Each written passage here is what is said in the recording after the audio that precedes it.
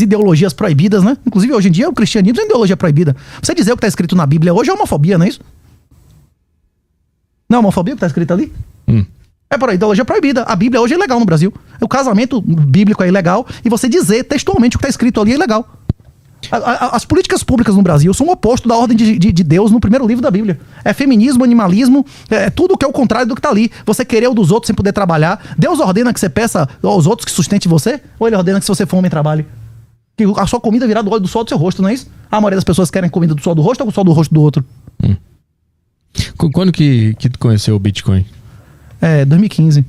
Eu conheci o Bitcoin, eu estudei bastante, eu fiz doutorado aqui na Mackenzie, antes de 30 anos eu era professor efetivo de Universidade Federal, fui o primeiro do Brasil no ENAD, eu estudei pra caramba, velho. Você teve uma carreira acadêmica completa, né? Fiz, morei na Holanda, fui escola na Alemanha, na Itália, na Alemanha, conheci Nobels em Chicago, fiz um monte de Summer School pelo mundo, conheci um monte de gente, eu achava que tudo aqui era uma merda, mas que no exterior devia ser melhor, que eu ia achar pessoas com QI maior. A questão é que não importa o QI maior, com as conclusões satânicas, de que, por exemplo, o governo pode emitir dinheiro infinito, que dívida eterna não é problema nenhum, é ainda mais cruel.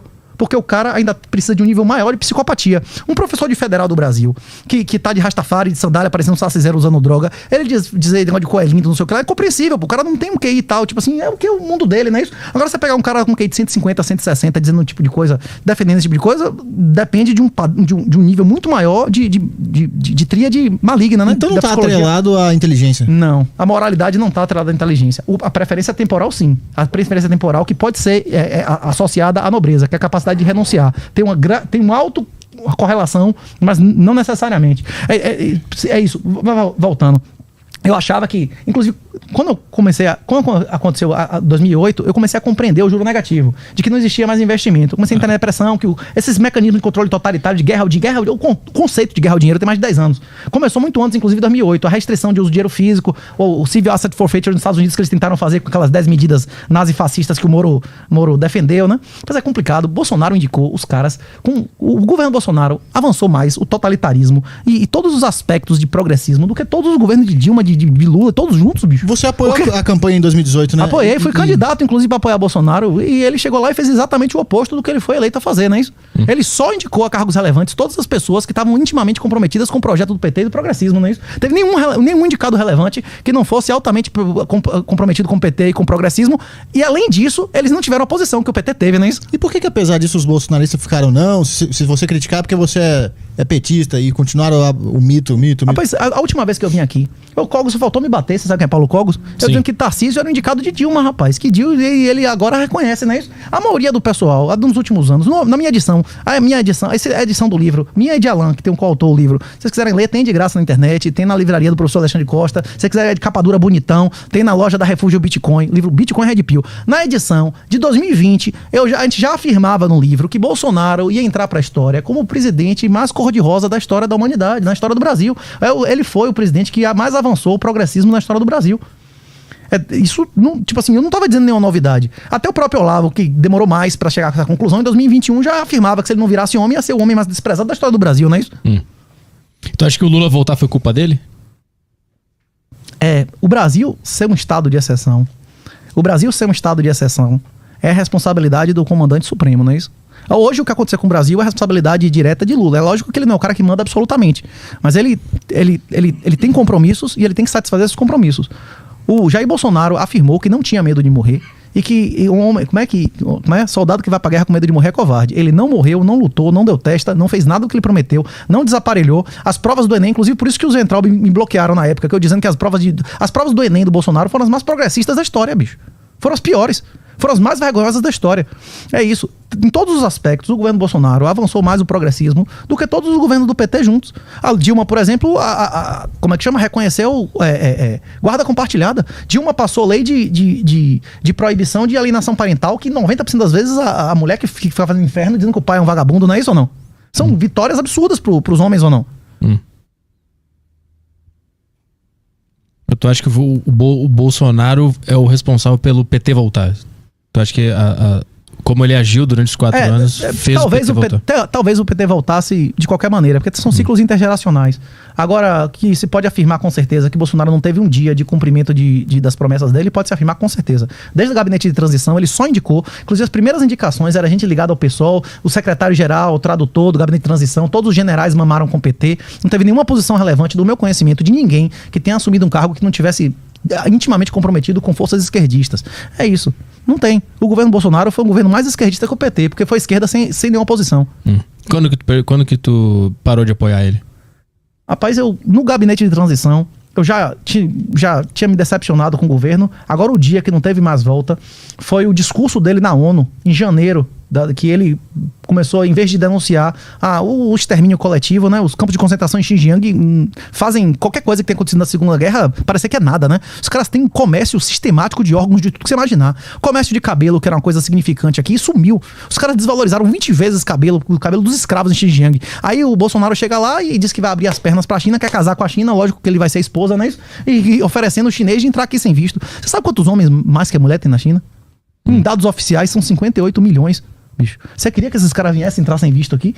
Hein? E aconteceu o que com a gente aqui?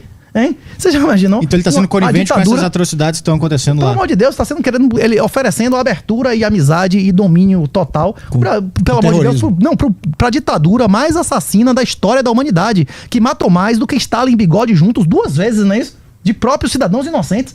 É a ditadura mais assassina e mais agressiva da história da humanidade, né? Mas o mundo não depende economicamente da China? E aí tem que relevar essas coisas? O Paraguai não mantém relações, inclusive reconhece Taiwan. O Paraguai está mal economicamente, nos últimos 4 anos foi melhor ou pior que o Brasil? Não sei. O Paraguai está passando fome porque não mantém relação? Não se encontra produto do chinês no Paraguai, é isso? É isso que você quer me dizer? Não tem? Tem coisa chinesa no Paraguai ou não tem? Não sei. Vocês nunca foram em Foz, rapaz? Não. Vocês são barão, vocês vão pra Miami, não é isso? Pô, quem me dera. Quem dera, né? Nem pro Paraguai. Paris não tá nem aí de pagar 10 mil no iPhone, não é isso? Quem dera. Mas então o mundo não depende da China por ser uma potência econômica. Dá pra viver independente da China. Mas é que segundo o Renato, o mundo economicamente é do diabo, então... Não. Os governos são entidades satânicas. Todas as organizações que iniciam violência contra inocentes, elas violam o PNA. O PNA, que é a regra da não agressão, a regra do liberalismo, a regra do anarco-liberalismo. Os ANCAPs, eles defendem apenas a regra de Jesus. A regra de ouro de Jesus é amar a Deus sobre todas as coisas e o próximo como a ti mesmo. Se você ama o outro como se fosse você inicia violência contra pessoas inocentes? Não. Pois é. É isso que eu não consigo entender. O liberalismo verdadeiro. O liberalismo verdadeiro. Os pais fundadores eram cristãos devotos, não é isso? O cristianismo verdadeiro e o liberalismo verdadeiro, eles têm os mesmos valores. O princípio da não agressão é a regra de ouro de Jesus interpretada de uma outra maneira e sem o reconhecimento de Deus, não é isso? Então tu acha que o anarcocapitalismo, ele tá diretamente ligado a Deus?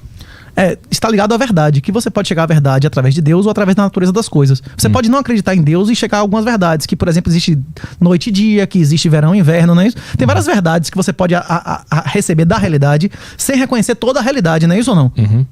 Deus é a verdade suprema, mas existem outras verdades que não são a verdade suprema que você pode adquirir através da realidade. Você pode adquirir conhecimento através da lógica, não é isso? Ou através de dados primários, né? E como é que seria essa sociedade anarcocapitalista? Porque a minha grande dúvida é, não ia surgir um Estado? Como sempre foi antes de existir Estado. Então, daí entra a minha próxima pergunta, que complementa a dele. Supondo que esse Estado chegue num ponto de insustentabilidade, de imprimir dinheiro até um ponto de não se sustentar mais. Quem tem a coisa dos títulos lá soberanos, como é que das terras, o governo vai começar a vender como é que chama? Direitos soberanos. Direitos soberanos. A tendência nos próximos anos e gerações é que os governos renunciem sistematicamente a seus poderes. Primeiro eles vão vender cidadania e residência, como El Salvador, como Suíça, como Vanuatu, como St. Kitts vendem. Inclusive tem países que você não compra apenas a sua residência ou cidadania, mas compra perpetuamente sem pagar impostos. O próximo passo imunidade fiscal, imunidade... Isso, primeiro vai ser imunidade fiscal, depois imunidade civil, dizendo não, você vai ser julgado pela sua religião, você vai ser julgado pelo seu árbitro, depois imunidade penal, como era na nobreza antigamente, e depois você vai comprar sua terra soberana em que você vai aplicar sua lei. Eu acredito que a tendência nos próximos anos vai ser essa. Voluntário e involuntariamente, né? Porque vai haver o colapso financeiro e físico dessas organizações, né? A questão é que daqui a 100 anos pode existir uma organização que você chame de Estado, só que não vai existir, se ele não puder emitir a sua própria moeda infinitamente, ele não vai poder manter o tamanho que ele tem atual.